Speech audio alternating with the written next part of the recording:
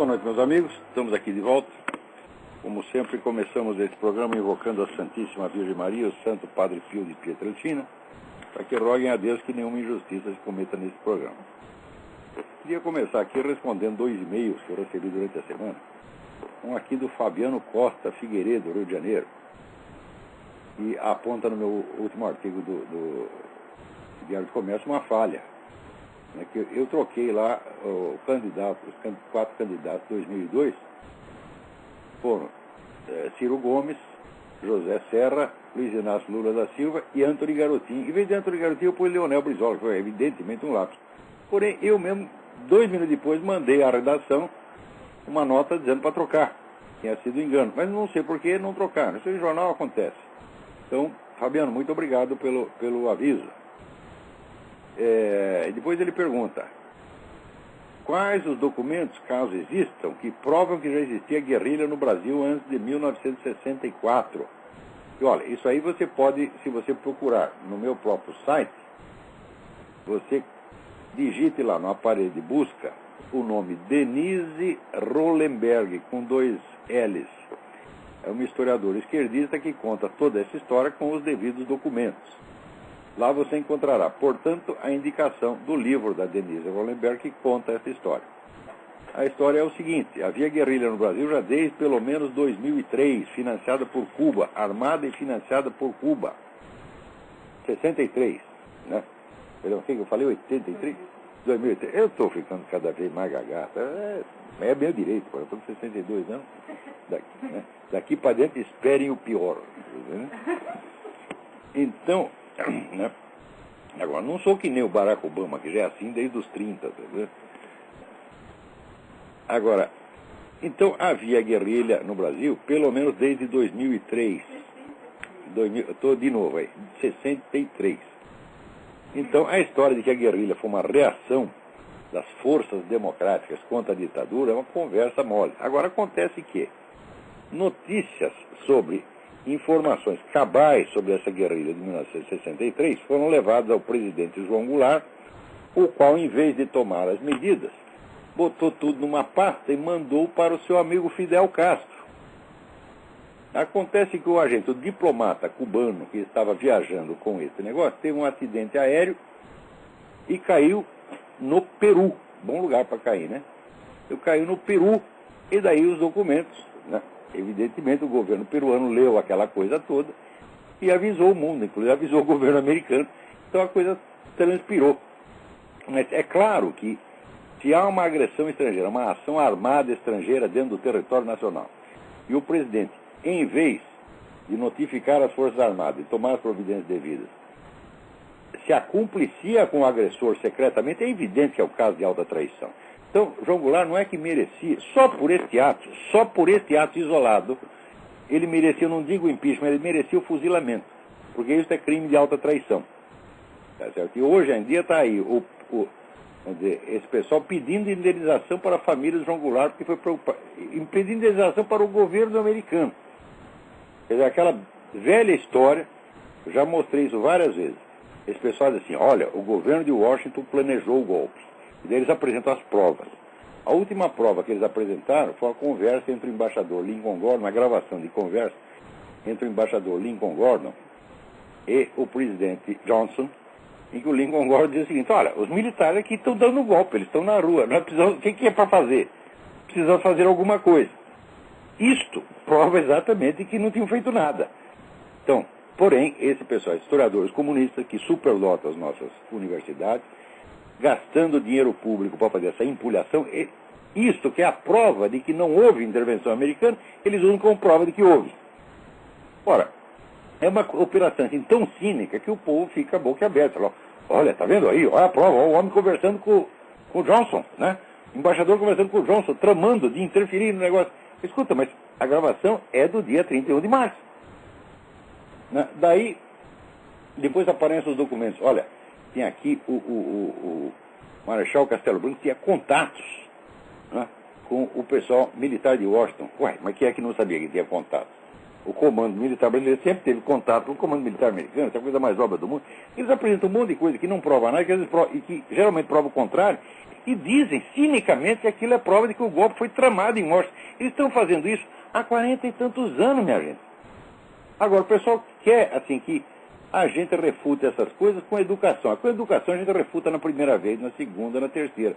Quando passa da 20ª, você vê a mesma falsificação de novo, fala, não, então aí não é questão mais de diferente interpretação das notícias. É uma questão de empulhação, uma questão de vigarista. E vigarista tem que ser chamado de vigarista. Né? Agora, todo livro que sai de novo, e de novo, e de novo, e de novo, com as mesmas mentiras, a imprensa inteira aplaude. Porque tudo isso são todos do mesmo partido, são todos da mesma agremiação, é tudo parente, né? Incluindo os donos de jornal, que evidentemente não são esquerdistas nem nada, mas ou são cagões ou são vigaristas eles próprios. Tá certo? Olha, eu já estou com o saco cheio desses menininhos, tá entendendo? Esses filhinhos de papai que herdam o jornal e usa para entregar para comunista e fica lá chupando pica de comunista. É o que vocês fazem, donos de jornais brasileiros. Vocês sabem o que eu estou falando, todos vocês. Tá certo? Não vou citar nomes porque vocês sabem perfeitamente que são vocês mesmos. Vocês chupam pica de comunista diariamente porque vocês são os cagões. Vocês querem assim, vocês já que... não importa, a democracia brasileira vai por água abaixo, eu tenho aqui a minha fortuna, eu estou garantido, eu quero é curtir a minha vida. Né? Então, vocês entregam para os comunistas por quê? Por medo e comodismo. Daí embaixo aqui outro e-mail, o Mário Augusto Tavares, segue abaixo o primeiro parágrafo de um texto do Reinaldo Azevedo, o qual leio diariamente. Eu acredito que ele, infelizmente, não acompanha suas brilhantes análises sobre o que está acontecendo nos Estados Unidos. Ou se acompanha, considera bobagem o que o senhor escreve e fala. O texto, ele não considera bobagem. Ele lê e não considera bobagem. Agora, tem algumas coisas que eu sei e ele não sabe. Aliás, algumas coisas não, tem muitas coisas que eu sei e ele não sabe, mesmo porque eu nasci 20 anos antes dele, né? Então deu tempo de estudar um pouquinho a mais. Então diz ele aqui, está claro que uma das virtudes do discurso desse senhor, quer dizer, Barack Obama, é falar aos anti-americanos. Eles são o seu público-alvo. Ele só é tão popular no planeta, embora bata recorde de impopularidade em seu país, porque o anti-americanismo rombudo o toma como inimigo dos Estados Unidos, o que faz algum sentido. Daí continua ele. É claro que não acredito que ele integre algum complô para destruir o país ou bobagens afins. Tá bom. Isso não é bobagem, Reinaldo. Pensa duas vezes. Eu não falo bobagem, Reinaldo. Posso errar como todo mundo. Bobagem não falo, não. Posso errar. Às vezes troca um nome, uma coisa na pressa da redação, você pode cometer algum lapso, ou você pode ter realmente alguma informação errada. Porém, num caso como esse, que eu estou estudando, desde que apareceu esse personagem chamado Barack Obama, tá certo? Eu estou sabendo coisas que você não sabe, tá certo? E, embora eu tenha dado algumas dicas aqui, e nos meus artigos, eu não falei ainda um centésimo do que eu sei, do que eu estudei, etc, etc. Porém, vamos considerar o seguinte, a carreira inteira do Barack Obama, desde o início, foi financiada e apoiada exclusivamente por forças anti-americanas. Desde o início, o tempo todo, ele só serviu a isso o tempo todo. Quer dizer, você acha que só porque o sujeito foi eleito presidente, agora ele mudou, ele virou patriota? Quer dizer, a vida dele é dedicada à destruição dos Estados Unidos. A vida inteira. É claro que no discurso de campanha, ninguém sabia nada a respeito de Barack Obama, porque a carreira dele, embora seja toda radical, louco de esquerda, o pessoal não o conhecia. Não conhecia porque ele foi senador durante 4 meses. Então Barack Obama era novidade. É claro que no tempo da campanha não houve ocasião nem mesmo de estudar a biografia do Barack Obama. Mesmo o pessoal que queria investigar a coisa tinha uma dificuldade tremenda. Por quê? Porque o Barack Obama bloqueou todos os documentos. Então ninguém sabia quem era Barack Obama. E durante a campanha, ele evidentemente apresentava aquela imagem do sujeito moderado, equilibradíssimo, patriota, etc, etc. O pessoal engoliu. Agora, porém, toda a biografia do Barack Obama já apareceu. Agora voltou de novo por aquela questão de que a autobiografia dele não foi feita por ele, foi feita por Bill Ayers. O negócio é inteiramente falsificado, quer dizer, tem episódio, mais episódio, mais episódio, que comprovadamente não são do jeito que ele está contando. Quer dizer, o sujeito, além de ser um mentiroso compulsivo, é um cara comprometido desde o início com forças anti-americanas. A pior das forças anti-americanas é a que se faz de pró-americana, que é a turma da Arábia Saudita. A gente sabe perfeitamente, a Arábia Saudita financia tudo quanto é movimento terrorista no mundo. E também auxilia, vamos dizer, a ocupação branca dos territórios ocidentais por meio da imigração. E na área diplomática se faz de amiguinha dos Estados Unidos, né? Então, a carreira do Barack Obama começou graças a um príncipe da Arábia Saudita, que é um dos mais hidrófobos anti-americanos que tem na própria Arábia Saudita. Esse sujeito descobriu lá que tinha um molequinho chamado Barack Obama, um desconhecido, né, e financiou a carreira do cara desde o início. Por quê? Quem era o Barack Obama? O Barack Obama não significava nada para ele. Então, se financiou porque tinha algum plano e porque estava dirigindo esse moleque para alguma coisa, esse menino para alguma coisa, né? Então, mais tarde, o Barack Obama cresceu, tá certo? E continuou servindo aos mesmos propósitos. A carreira do Barack Obama é muito coerente. Ela é toda dedicada ao anti-americanismo. Então, como é que vai dizer? Não faz parte de um complô. Não, depende do que você entende por um complô. Tá certo? Em geral, a gente vê que os jornalistas, eles estão extremamente mal preparados, mesmo os melhores jornalistas, estão extremamente mal preparados para lidar com esse problema das estratégias revolucionárias de longo prazo. Eles não conhecem isso, eles não entendem como é que isso funciona.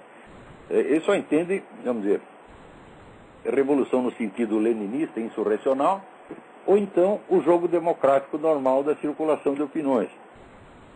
Eles realmente não entendem as operações mais profundas de mutação cultural induzida. Por exemplo, se você perguntar quantos jornalistas no mundo, e principalmente no Brasil, leram as obras do sujeito chamado Kurt Lewin? Ninguém, porque nem psicólogo, as obras são tão difíceis, nem os psicólogos no Brasil conseguem entender o Kurt Lewin, embora haja até traduções. Ora, Kurt Lewin é um dos grandes pioneiros da engenharia social. O assunto que mais se estuda no mundo há 60 ou 70 anos, tá certo? Na área de ciência humana, é engenharia social, engenharia psicológica. Tudo o que se faz no mundo é através, onde é calculado para efeitos de engenharia social. E quando as coisas aparecem no primeiro plano da cena pública, que é aquela que, na superfície da cena pública, que é aquela que os jornalistas observam, eles acham que tudo foi coincidência, que tudo apareceu do nada. Então, se não é tudo coincidência, então você está querendo dizer que houve uma conspiração ali? Bom, eu não posso chamar uma operação calculada para 50, 60 anos de duração, eu não posso chamá-la de conspiração, seria inexato. Isso aí é mais certo, seria de uma vasta operação de engenharia social, visando a mutações históricas sociais profundas, que vocês, jornalistas, só percebem quando elas se transformam em fato consumado. Então é claro que o jornalista que não tem estudo especializado disso, e no Brasil ninguém tem, o único que tem sou eu, os outros não têm mesmo, e em geral, o Real Azevedo tem capacidade para ter, mas não tem os estudos, né? O resto tem nem capacidade. Então tudo que eles dizem a respeito é tudo orelhada, né? É como diz, ouve o galo cantar, mas não sabe aonde. Vem as coisas acontecer, mas tudo para ele só tem duas chances. Ou é uma sucessão espontânea de coincidências, normal numa democracia, ou então é uma teoria da conspiração que tem por trás. Como é que a gente vai aplicar? Não é nenhuma coisa nem outra. É muito pior do que uma conspiração. Porque a conspiração, vamos dizer, é um grupo de pessoas, relativamente um grupo limitado de pessoas que se reúne para provocar um evento, acontecimento político específico, por exemplo, a derrubada de um governante, uma coisa assim. Mas uma operação estratégica de enorme envergadura como essa não pode ser chamada de conspiração, mas é muito mais eficiente, muito mais perniciosa, tá certo? E muito mais maliciosa e criminosa do que uma conspiração. Por exemplo, quando os caras calculam, olha, nós vamos fazer assim, num prazo de 30 ou 40 anos, nós vamos sexualizar todas as crianças. Nós vamos introduzir as práticas sexuais de crianças. Quer dizer, o sujeito de 4 anos vai estar participando de suruba. Tá? E daí, os pedófilos vão começar a comer essas criancinhas, e como o sexo estará liberado entre crianças, será impossível você deter a pedofilia. Isso foi planejado e está sendo feito. Você pode chamar de conspiração? Não. É uma operação de engenharia social. Às vezes o sujeito que inicia isso, ele nem vê o término da operação. Porque isso aí é a mente revolucionária. Quer dizer, o revolucionário trabalha hoje para mudanças que acontecerão dentro de 20 ou 30 anos. Mudanças de uma perversidade incalculável. Então, por exemplo, aqui nos Estados Unidos, o pessoal da escola de Frankfurt calculou isso. Na verdade, essa sexualização geral já tinha sido inventada antes da escola de Frankfurt por Georg Lukács. Ao longo, o filósofo húngaro, né? Você acompanhando essas mutações ao longo do tempo e vai vendo como essas coisas são tramadas, planejadas e feitas a longuíssimo prazo.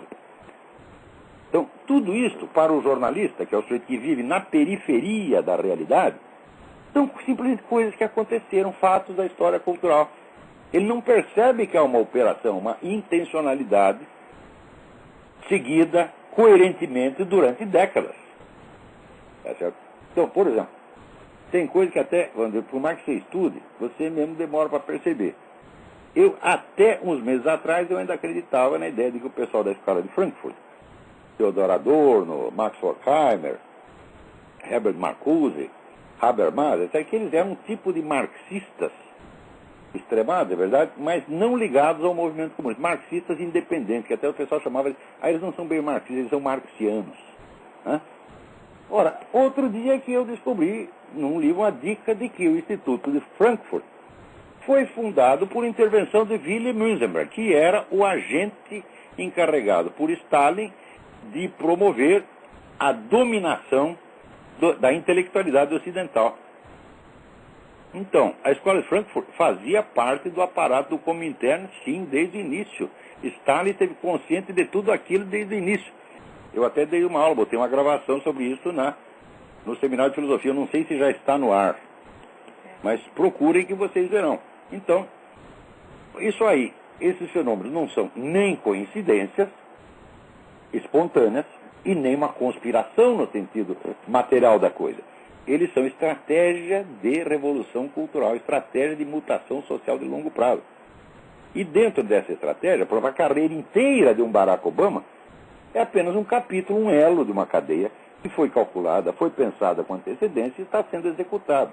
Agora, para eu ensinar isso, ou para o Reinaldo, ou para os outros jornalistas, eles precisavam tirar um cursinho comigo. Eu estou dando o curso do Seminário de Filosofia para capacitar jovens intelectuais brasileiros para que eles possam estudar esse assunto e parar de falar bobagem. Tá certo? Que é, ou o sujeito acredita que é tudo teoria da conspiração, a maçonaria controla tudo, etc, etc. Que isso aí, eu digo, é materialmente impossível. Tá certo? Para você dizer que a maçonaria controla tudo, é preciso não saber como a maçonaria é organizada. Coisa que eu, embora não ser maçom, eu sempre estudei. Tá certo? Então, a dose de controle que a maçonaria tem sobre si mesma é muito relativa. Portanto, ela não pode controlar processos sociais. Porém, entidades revolucionárias que se infiltram dentro da maçonaria e a dominam desde dentro, podem perfeitamente fazer isso e fazem. Isso já aconteceu desde o século XVIII. Quando você lê lá o livro do John Robinson, Proofs of a Conspiracy, John Robinson era um mestre maçom aqui dos Estados Unidos. E ele viu a infiltração dos Illuminati, como eles dominaram a parcela da maçonaria e ousaram. E o próprio pessoal da maçonaria não sabia, levaram 30 anos para perceber. Porque as operações são de natureza lenta, sutil, progressiva, tá certo? Não são conspirações. Não se pode fazer uma conspiração durante 30, 40, 50, 70 anos. Isso é estratégia revolucionária é a grande estratégia revolucionária. Né? Conspiração, perto disso, é brincadeira de criança. A conspiração é como fizeram no Brasil para derrubar o João Goulart. Juntou lá uns milicos, uns governadores de estado e tal, durante 1 ano ou 2. Como é que nós vamos tirar esse cara daí? Fazer massinha assim, e fizeram. Né? Isso é uma conspiração. Agora, uma estratégia revolucionária calculada para 70, 80 anos, você não pode chamar de conspiração. Quando você chama, você já está usando o termo errado. Ou porque você não tem o termo certo, você não sabe do que se trata, está usando o termo analogicamente, ou porque você acredita piamente que é uma conspiração, ou acredita que eu acredito que é uma conspiração. Então, em todos os casos, está falando besteira.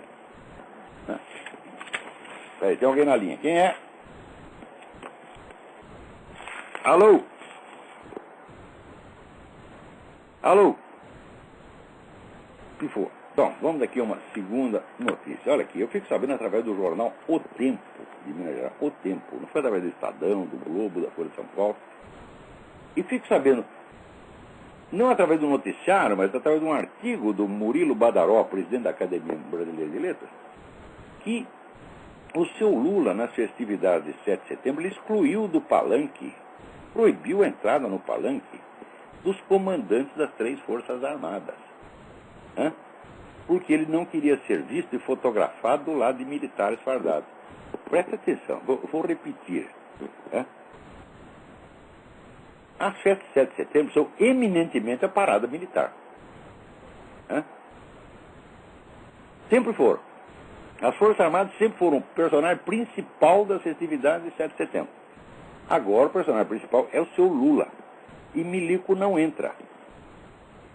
Quando eles tiraram o estatuto ministerial dos chefes das Forças Armadas e criaram essa palhaçada de Ministério da Defesa, para dar isso, por exemplo, um vagabundo como esse Nelson Jobim, que no primeiro dia já se veste de general, que é uma coisa proibida por lei, se veste de general, fantasiado de general e sai dando ordem para milico, que é um jeito que o cara faz, merece o quê? Tapa na cara, né?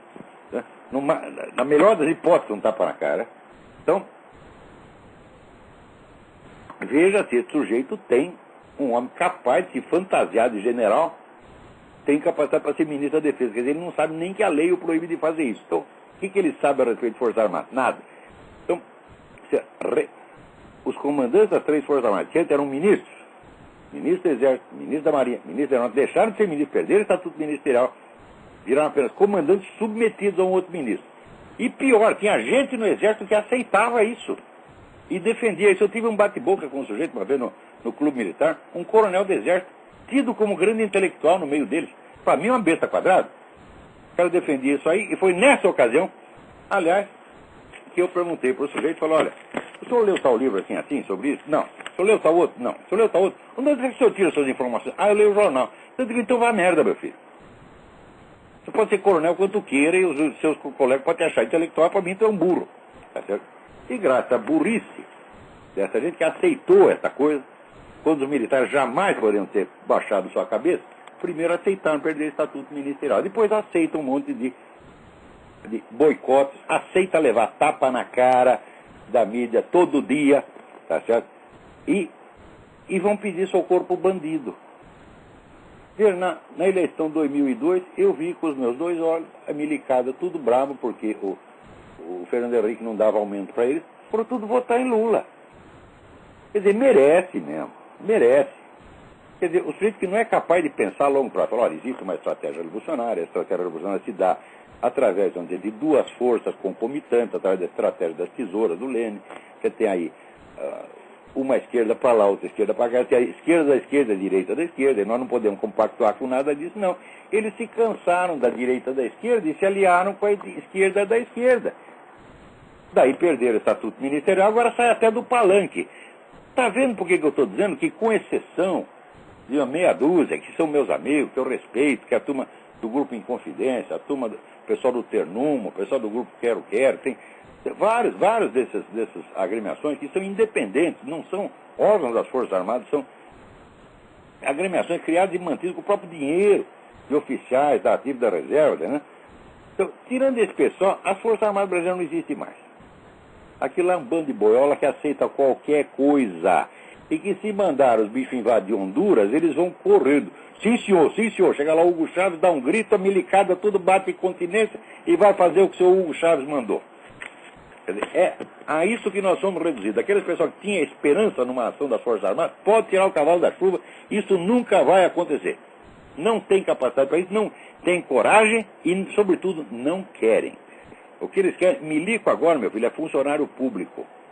Então, tudo que eles querem, o sonho da vida deles é o quê? Aposentadoria. Depois eu não converso mais com essa gente. Milico brasileiro, se tirar aqueles que estão na minha lista, que são meus amigos queridos, se aparecer aqui na minha casa, leva um cuspido na cara.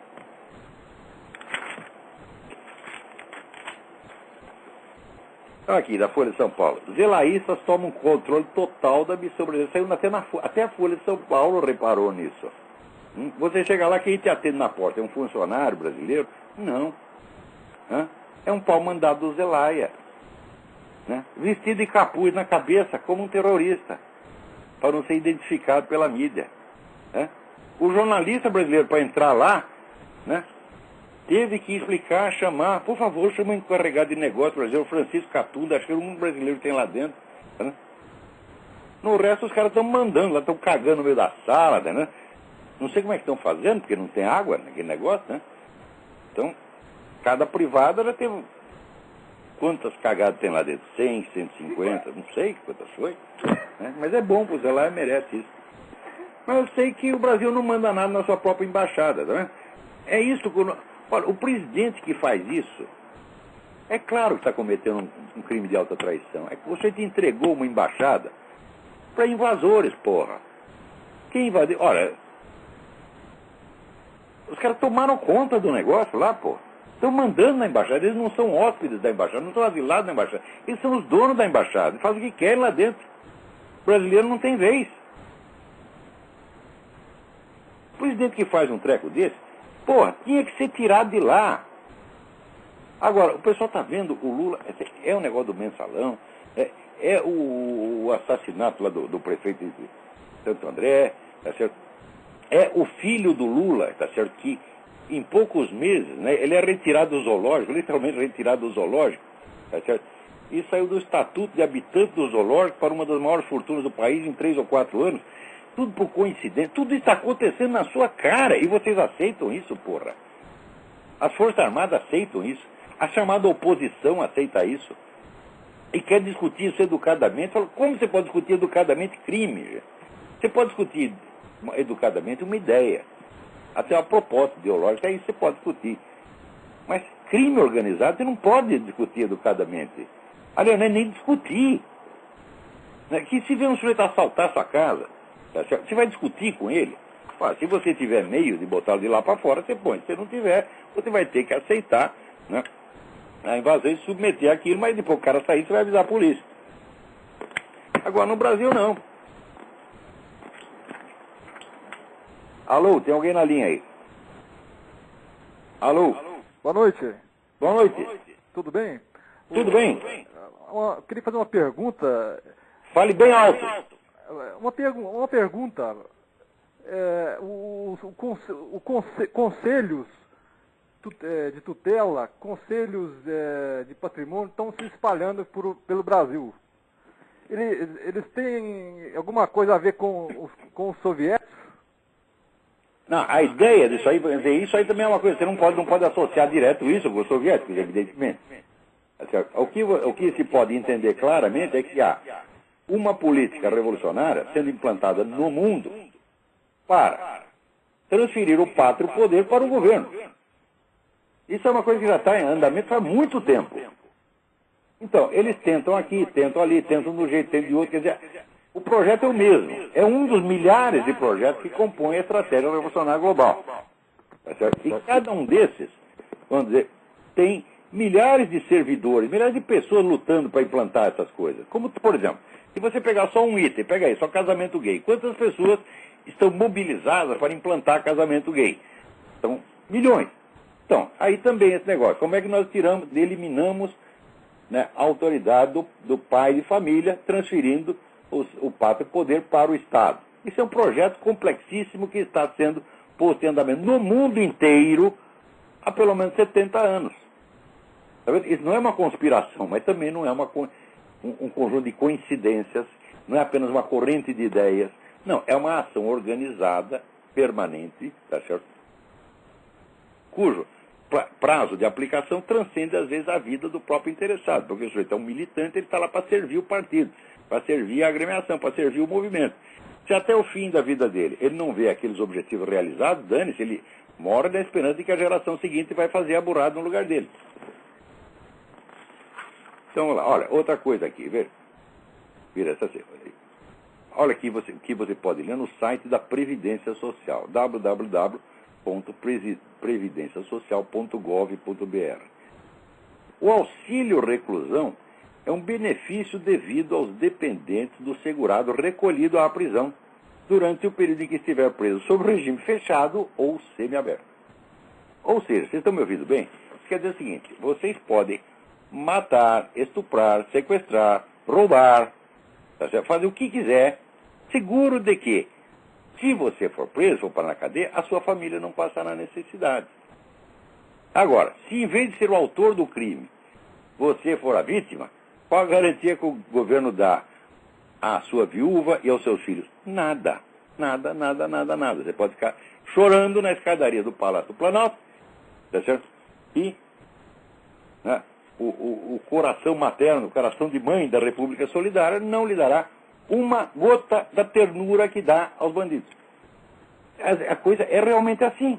Quer dizer, é claro que é uma inversão revolucionária, é claro que é um negócio cínico, é claro que é um negócio criminoso, não é apenas um erro de interpretação, não venha dizer que, não, eles estão fazendo isso por humanitarismo. Eu digo, porra, não é possível você ser tão humanitário com o agressor e tão pouco com o agredido. Tá certo? Então isso não é humanitarismo. Isso é um humanitarismo fingido para implantar a violência e o crime. Note bem, se a pessoa, tem gente que se espanta, se escandaliza com isso, se escandaliza porque não conhece a história do movimento revolucionário e não sabe que elevar a cota de banditismo ao ponto de você destruir todo sinal de ordem e de lei na sociedade é o objetivo permanente do movimento revolucionário. A cada geração você encontra o mesmo objetivo sendo perseguido e sendo alcançado em níveis diferentes. É claro que essa confusão, uma vez que eles armam, eles mesmo não aguentam. Então aí a coisa volta atrás. Mas, porque também eles querem criar este caos nos países que eles não governam. Então logo eles tomam o poder, bom, daí eles têm que desfazer o caos. Mas daí eles perdem o poder e começam a fazer o caos novamente. Tá certo? Então, se você observar a história do movimento revolucionário, você vai ver inúmeras declarações e atos que mostram que a expansão do banditismo é o objetivo consciente, deliberado, permanente da estratégia revolucionária. Portanto, isso não é um erro do PT, isso não é um problema de má administração, tá certo? Isso não é apenas... tem gente que vai comentar e dizer, não, eu acho que isso é uma ideia equivocada. Liberais. Liberal, meu filho, liberal tudo boiola, tá entendendo? Não, isso é uma concepção equivocada da sociedade. Não é equivocada nada, isso é estratégia revolucionária, rapaz. O liberal é que concede ao outro lado, concede aos comunistas, essa propaganda extra de recobri-los de uma aura de respeitabilidade e de honestidade que eles não têm. Quer dizer, o sujeito está aqui com um plano maligno feito para te enganar e você tratando o sujeito como se ele fosse uma pessoa honrada, ilibada, e está apenas com uma ideia errada. Eu vou te dar alguns exemplos. Lá no século XIX tinha o famoso terrorista Sergei Nechayev, que foi um dos gurus, o Lenin. Né? Ele dizia o seguinte, ele dizia, a causa pela qual nós, revolucionários, lutamos é terrível, completa e universal, impiedosa destruição. Para isso temos de nos unir, nós, revolucionários, ao mundo selvagem, ao mundo crime. O Willy Munzenberg, que eu estava citando agora mesmo, ele diz o seguinte, nós vamos corromper o Ocidente de tal modo que ele vai ficar fedendo. E estão corrompendo mesmo. Ele nunca para. Né? Veja, Louis Aragon, o famoso poeta oficial do Partido Comunista, fazia o apelo, o seguinte, ele diz, nós vamos despertar por toda parte os germes da confusão e do mal-estar. E daí fazia votos de que os traficantes de drogas se atirem sobre as nossas nações aterrorizadas. Isso aqui, meu filho, foi em 1920. No século XIX, veja você, até que ponto a coisa chegava. Victor Hugo, que foi um dos grandes poetas do movimento revolucionário, aliás, é um poeta do mau gosto extraordinário, de vez em quando tem uns lances de alta qualidade. Ele, numa sessão espírita, ele disse ter recebido a seguinte mensagem do espírito, e na verdade é um espírito de pouco, que foi o espírito dele mesmo. O espírito dizia o seguinte, a verdadeira religião proclama o novo evangelho. Sabe o que é o novo evangelho? Ele prosseguiu o espírito. É uma imensa ternura pelos ferozes, pelos infames, pelos bandidos. Né? Isso aparecia até em sessão espírita do Círculo Socialista. Né? Então você vê, isso mostra exatamente o imaginário, o mundo imaginário no qual transitava a mente do mais destacado poeta do movimento revolucionário. Ainda na mesma linha, né, Bakunin dizia, para a nossa revolução, será preciso despertar, atiçar no povo as paixões mais vis. E Lenin dizia, o melhor revolucionário é um jovem desprovido de toda moral. Então você vê, se eles estão incentivando banditismo, também não é só por uma atitude emocional, não é só por uma imensa ternura para com os bandidos. Por um lado, existe isto. Quer dizer, eu, nos meus estudos, eu já demonstrei que a mentalidade revolucionária é uma inversão de sujeito-objeto, inversão da ordem do real, inversão até da concepção de tempo, tá certo? E teve, naturalmente, é uma inversão moral também, a inversão da moral. O bem passa a ser o mal passa a ser o bem, tá certo? Ora, mas esse lado é só um componente. Existe um outro componente, um outro motivo pelo qual eles fazem, que é um motivo estratégico. Quer dizer, você destruir a sociedade por dentro, eliminar todas as suas defesas, corroer todas as suas defesas. Tá certo? Quer dizer, que sociedade que pode se defender, né, de um grupo audaz de revolucionários, se ela está totalmente corrompida, estragada, desmoralizada, acabada, fica que nem esses milico brasileiros. Vai lá, lambe o sapato do presidente da República e se acha muito honrado. Tá certo? É isto que se a sociedade desmoralizada, até as pessoas de farda que deveriam honrar a farda, até elas se rebaixam. Todas se rebaixam exatamente perante os bandidos, os criminosos que criam essa situação.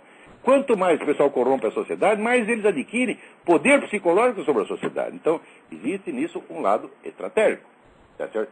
E, por fim, existe o seguinte lado: o banditismo é uma fonte de dinheiro, meu Deus do céu. E o movimento revolucionário precisa de dinheiro.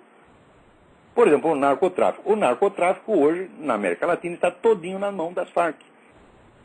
É uma quantidade de dinheiro extraordinária. Você pode sustentar Foro de São Paulo, para sustentar MST, para sustentar toda essa putada. Então tem três motivos. Né? Tem o motivo, vamos dizer, da estratégia cultural ou do imaginário, tem o motivo da estratégia política, da desorganização social, e tem o motivo, vamos dizer, de equipar o movimento revolucionário com as armas e instrumentos que custam dinheiro. Por tudo isto, o apoio dessa gente a bandido não vem de hoje, começou desde a Revolução Francesa. A gente acompanha isso, detalhe por detalhe. Por exemplo, todo lugar você lê que a queda da Bastilha foi o momento da liberdade, porque libertaram os presos políticos. Quantos prisioneiros políticos tinha na Bastilha? Nenhum. Só tinha bandidinho. Por isso, esses que eles libertaram. Aliás, não é que eles libertaram a Bastilha, eles abriram todas as cadeias, soltaram todo mundo. Claro que depois cortaram a cabeça de todo mundo. Que é para fazer bagunça, enquanto está o infeliz do rei está no poder. A hora que saiu o rei, bom, agora nós temos que acabar com a bagunça, nós temos que administrar. Então eles mesmos soltam os bandidos, depois eles matam todos. Por quê? Porque eles são mais bandidos que os bandidos. Tá certo? Não há quadrilheiro, tá certo? Não há gangster que seja, na sua mentalidade, tão monstruoso quanto um Lenin, um Stalin, um Che Guevara, um Fidel Castro. E seus amigos. Os homens que nos governam pensam exatamente assim. Tá certo? Então, qual é a novidade do auxílio reclusão? É se eles protege a família do bandido e foda-se a família da vítima. É assim mesmo. Agora, como é que eu vou falar disso respeitosamente, minha gente? Tem alguém na linha aí? Vamos lá. Alô? Marcelo, do Rio de Janeiro. Marcelo, tudo bem? Tudo bem? Eu ouvi você falar da lei do Geraldo Alckmin sobre os travestis. Daí eu queria perguntar se o senhor também já pensou no perigo de que o uso do silicone nos seios das mulheres e as cirurgias de mudança de sexo dos travestis poderiam impedir que os homens identificassem quem é a mulher ou quem é a travesti. Bom, hoje em dia não dá para saber mais, né? Então, agora, essa cirurgia de mudança de sexo, em primeiro lugar, sim, não há mudança de sexo.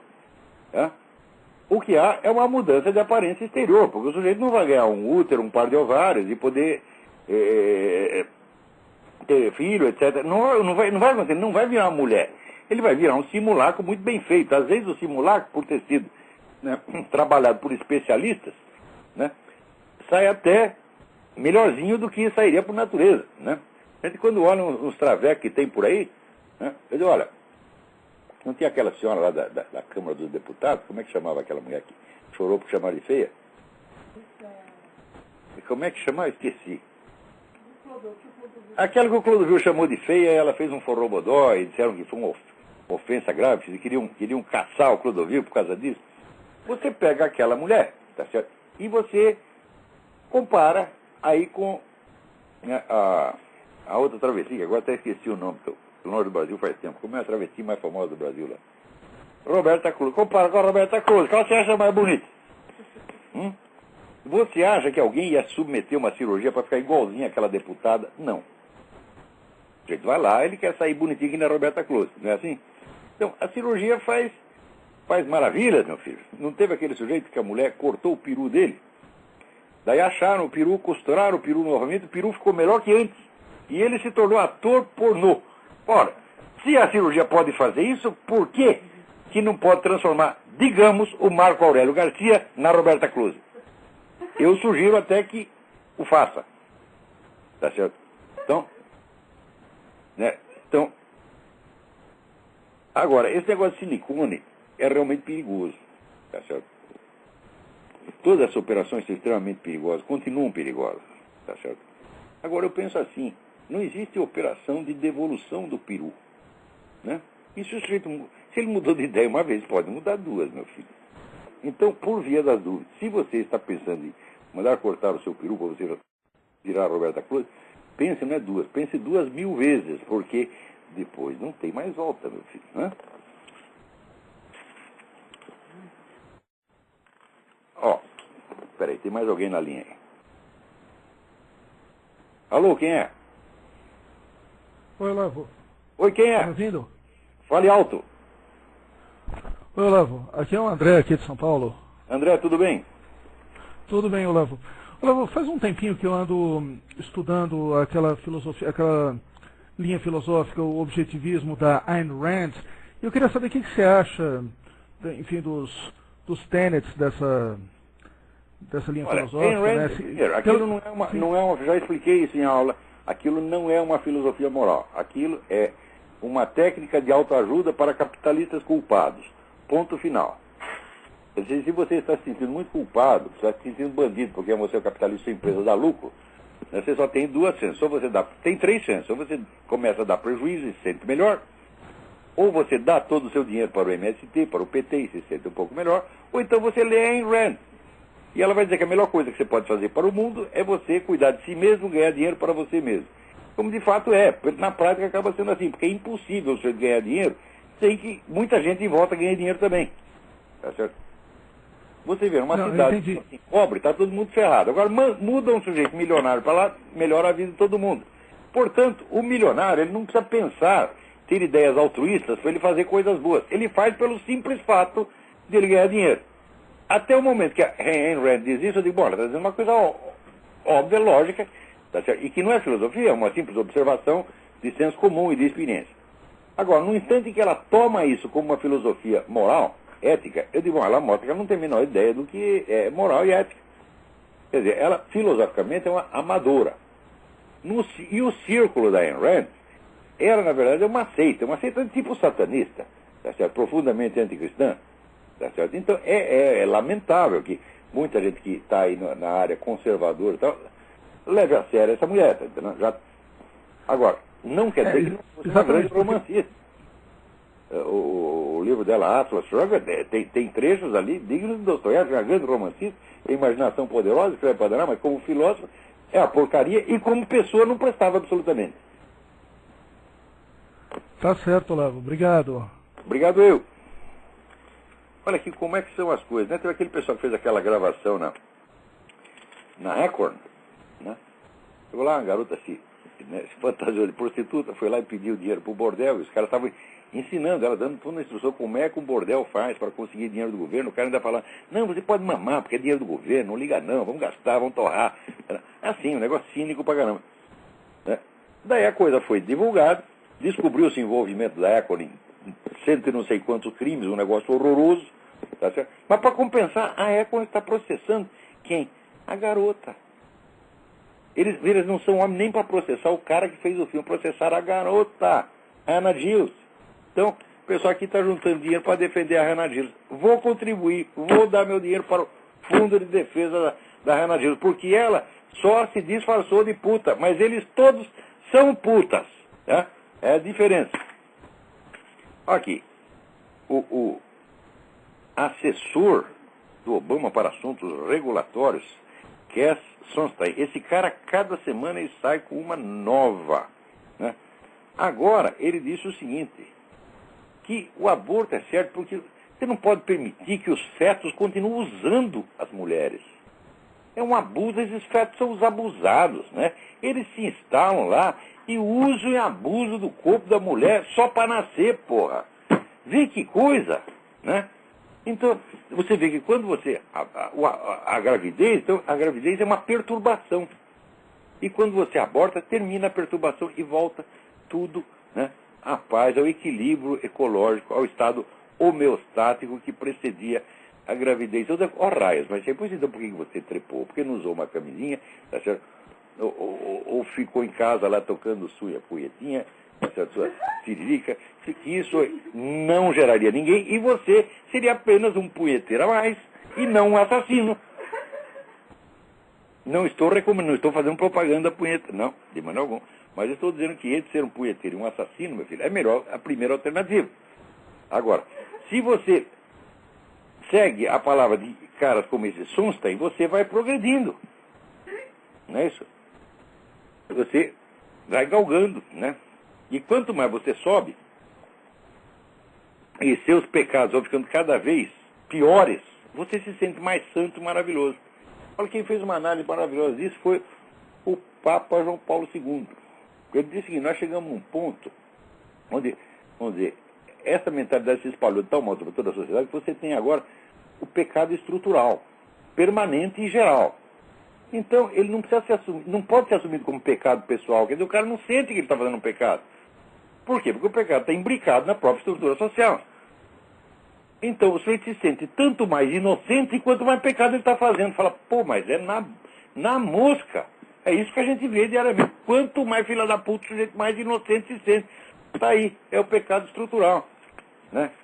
Esse Sunstein, esse cara vive no meio de bandido, né, de gente que pensa até pior do que ele, e ele acha que ele é lindo quando fala uma coisa dessa. Tem que matar os fetos porque eles são os abusados, eles usam o corpo da mulher. Mas ainda esse cara é o sujeito que quer forçar todas as estações de rádio, obrigatoriamente, fazer propaganda da diversidade. Né? E a diversidade que significa abortismo, casamento gay, essa coisa toda.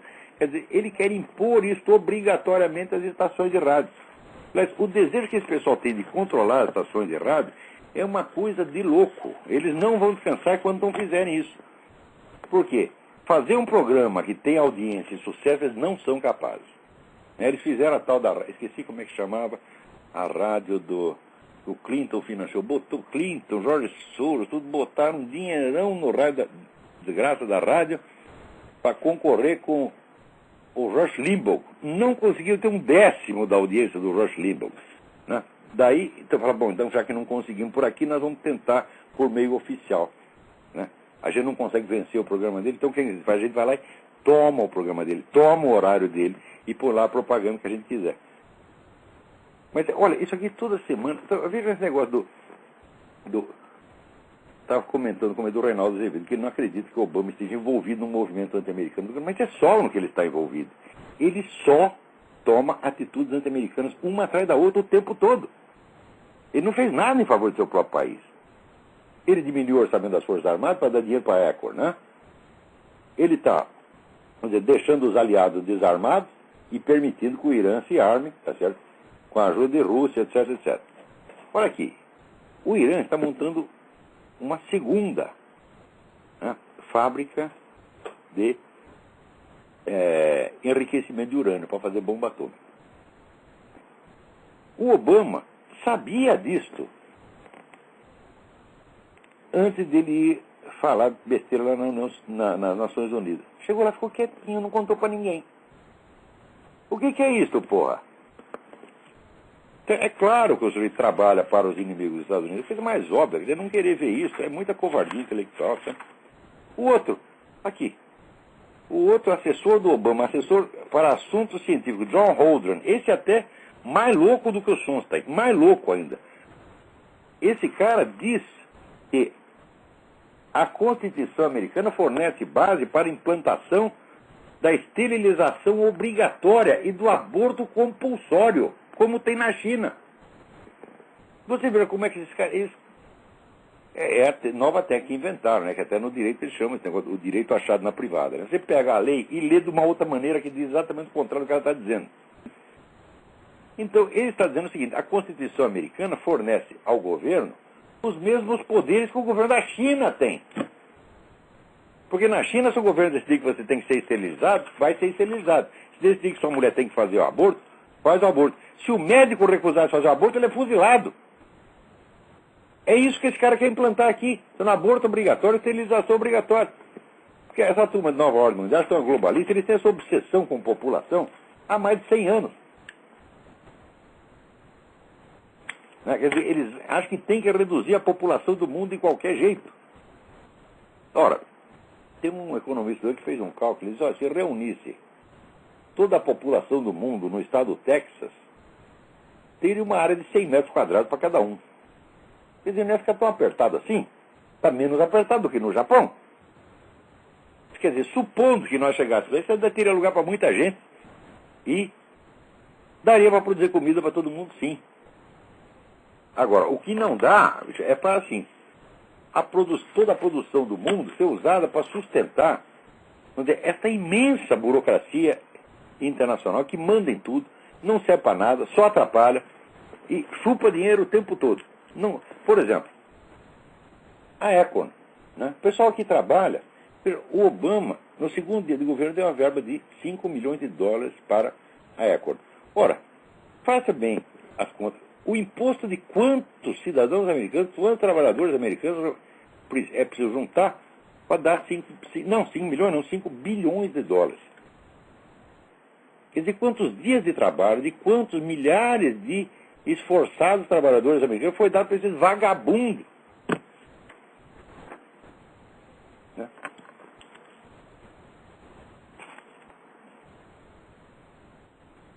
Alô, tem mais alguém na linha aí? Boa noite, professor. Por quê? Boa noite. Boa noite. Aqui é Hugo, eu falo de Recife. Hugo, tudo bem? Tudo bom, graças a Deus. Veja só, professor, eu estava ouvindo recentemente alguns daqueles CDs de Mário Ferreira dos Santos, e ele cita os dialéticos portugueses, né? Que inclusive o senhor também já havia citado, não sei exatamente onde. Mas eu queria saber do senhor se existem livros, edições aqui no Brasil de fácil acesso. Olha, alguma coisa você sempre encontra. Eu sugiro que você comece a estudar isso pela história do pensamento português do Pedro Calafate. É uma série em 6 volumes. Então tem você vai encontrar lá a Bíblia, inclusive, além da exposição, das doutrinas todas, uma bibliografia bastante completa. Procure também acompanhar as obras, trabalhos e estudos de um grande erudito português chamado Gessé Pinharanda Gomes. Gessé J. Pinharanda Gomes.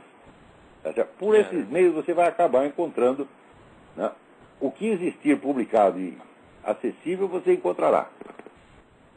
Tá, okay. Mas eu lembro que o Mário Ferreira, no tempo dele, ele teve que ir para Portugal, até chegou a copiar manuscritos, né, de arquivos, que não existia. Ele queria... Quer dizer, o Mário é o sujeito que mais estudou dialética durante toda a história, ao longo de toda a história humana. O Mário leu cada linha que se escreveu sobre dialética. É um negócio impressionante. A exposição que ele faz no livro que está inédito, eu tenho o manuscrito aqui, Dialética Concreta, ele está tentando trabalhar o texto. Né? O texto está muito...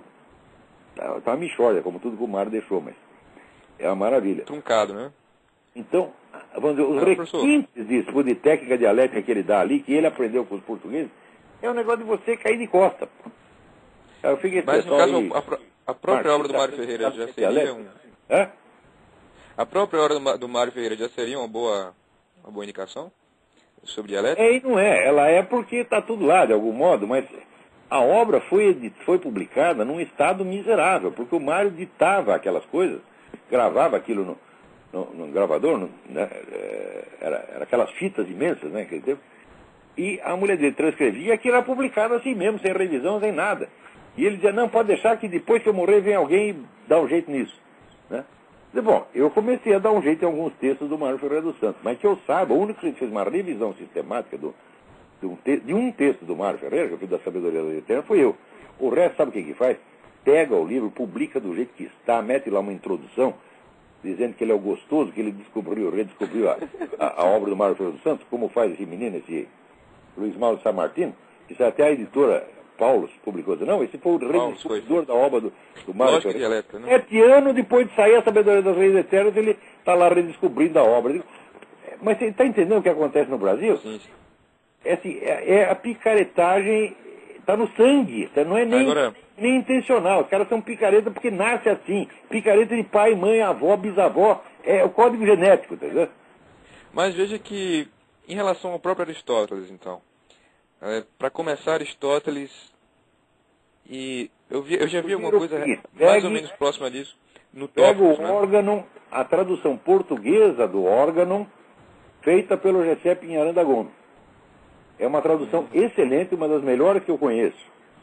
Certo.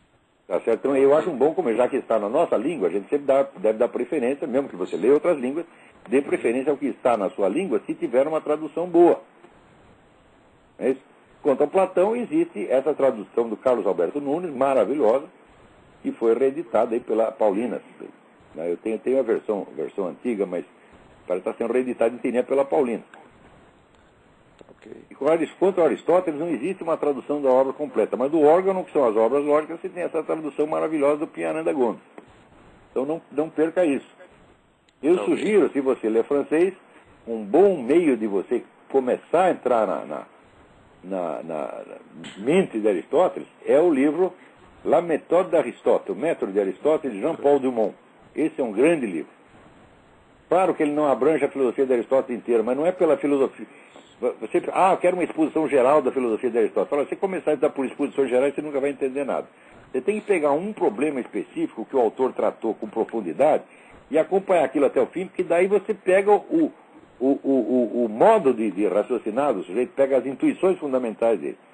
Né? Eu não sei se tem tempo ainda, mas de forma bem rápida aqui. A situação aqui tá tão grave, professor, que eu cheguei a ouvir de um professor de história que o Mao Tse Tung salvou a China. Puta merda. Salvou, claro, passou 70 milhões. Deve ter melhorado o restante. Sobrou, né, eles comem muito pouco, sobrou uns porquinhos para os outros. Pois é, rapaz. Principalmente para ele, né? Aí tem dois aspectos, mas em particular a história dos Estados Unidos. Ele comia todas as garotas da China, né? Menores de idade. Não, isso é uma salvação. Eu já não perguntava mais. Garotas e garotos, ele traçou todo mundo. Então, algumas dessas pessoas devem ter passado. A questão é a seguinte. Pearl Harbor e o 11 de setembro, né? Aquelas velhas teorias conspiratórias. Eu vou até perguntar isso aqui, desligar. Não sei se dá tempo de o senhor tratar disso aí. Tá ok, professor? Bom, peraí, o que você quer saber exatamente? Bom, eu quero saber, em relação a Pearl Harbor, que os Estados Unidos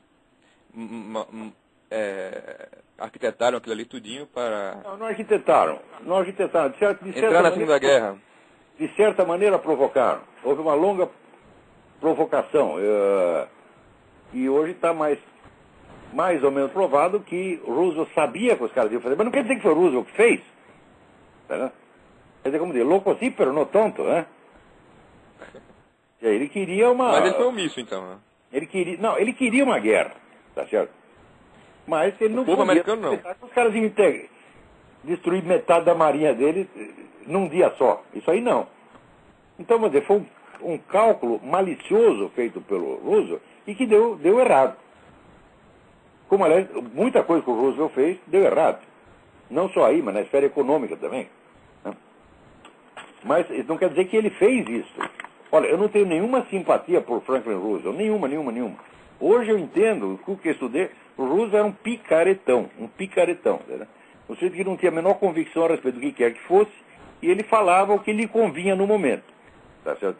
Ele ajudou um bocado os comunistas, tal, não por ser comunista, mas porque, veja, o sujeito quando tem uma falha de caráter profunda, né, ele tende a grudar naquilo que existe de pior. O que tinha de pior ali os comunistas, então o Roosevelt, como não tinha caráter, foi grudando para o lado dele. Mas eu não posso dizer que ele fez o Pearl Harbor. Não, peraí. Ele não fez isso. Assim como, né, George Bush não fez o 11 de setembro. Agora, e esse pessoal facilitou as coisas para terroristas durante muito tempo? Claro que facilitou. Senão não teria acontecido isso. Você vê, o pessoal pensa, a CIA, por exemplo, você não tem ideia do nível de infiltração comunista e islâmica dentro da CIA. Aqui tem uns 4 ou 5 livros sobre isso. Tá? A CIA, meu filho, a CIA começou infiltrada. O pessoal não sabe história. A CIA chamava-se Organização de Serviço Secreto, OSS. A OSS estava lotada de comunistas. Por quê? Porque na época a União Soviética era aliada dos Estados Unidos, então o governo nem ligava se o cara fosse comunista. Então encheu aquela porcaria de comunista. Quando virou CIA, né, já estavam os comunistas lá dentro, porra. Nunca saíram. E esses caras são ótimos para dar informação errada, para colocar o governo em situação deprimente, situação vexaminosa. Eles sempre fizeram isso. Então aqui, ó, serviço secreto, tem o próprio serviço secreto, chama serviço secreto, é confiável, tem o serviço secreto da Marinha, do Exército, tudo isso é confiável. CIA, meu filho, ó, é bom pensar 2 vezes antes de acreditar no que a CIA diz, pô. Tá ok então, professor. Obrigado, viu? De nada. Espera, mais alguém? Mas agora acabou o tempo. Olha aqui, agora não dá mais. Então aqui, só para avisar, aqui o pessoal está incentivando as escolas a juntar as crianças e fazer canções em louvor de Barack Obama. Ele virou agora que nem Stalin, o grande paizinho dos povos, e diariamente você faz. Em vez da canção patriótica, você não pode dizer uma canção patriótica, você não pode dizer uma canção cristã, você não pode falar de Deus, da Virgem Maria, mas Barack Obama. Olha só. Bom, gente, até a semana que vem, muito obrigado.